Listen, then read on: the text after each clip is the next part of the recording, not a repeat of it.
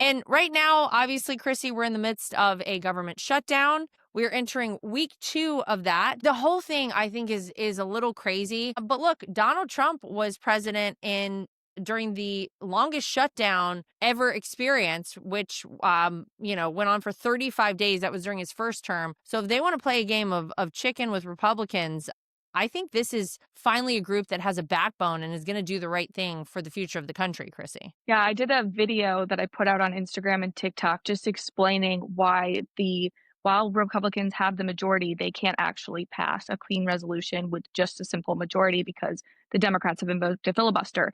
Hmm. And you and I and Mary and probably a lot of viewers at home, we kind of have a general understanding of why this is true, why this is the Democrat shutdown. But there are thousands of people that don't, hundreds of thousands, if not millions of people that don't. And that video went so viral. It's one of my best performing videos of all Wow, time because 2.6 million views in just a couple of days. It was that's amazing. absolutely bonkers because people just want to understand what is going on. So if you don't understand, if you're at home trying to figure this out, please go watch that video. But Well, also, it's explain well, incredibly, explain it to people, Chrissy, because you're yeah, right. People say I see the comments out there under all of these articles that I read all the time because I always go down to the comments. I'm like, let me see what these people are saying. Unless the article's about me, and they do not, under any circumstances, read any comments.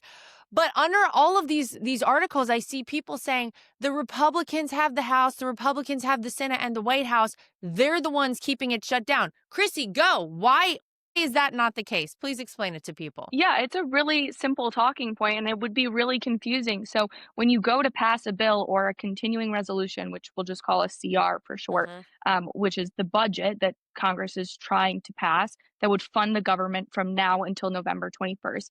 If Congress were to just pass that, it should just take 51 votes. Okay, well, let's do simple math. We have 53 Republicans, 2 are a definite no, and we have 1 yes from the Democrats. So we have 51.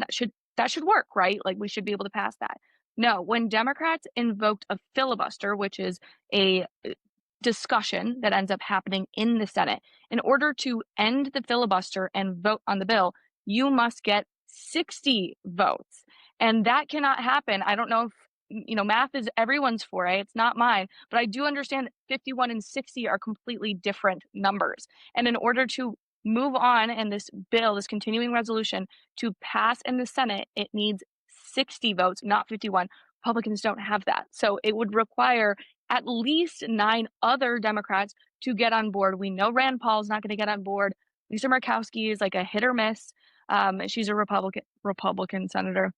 But yeah, that's pretty much sums Yeah. up how and why Republicans can't do this alone.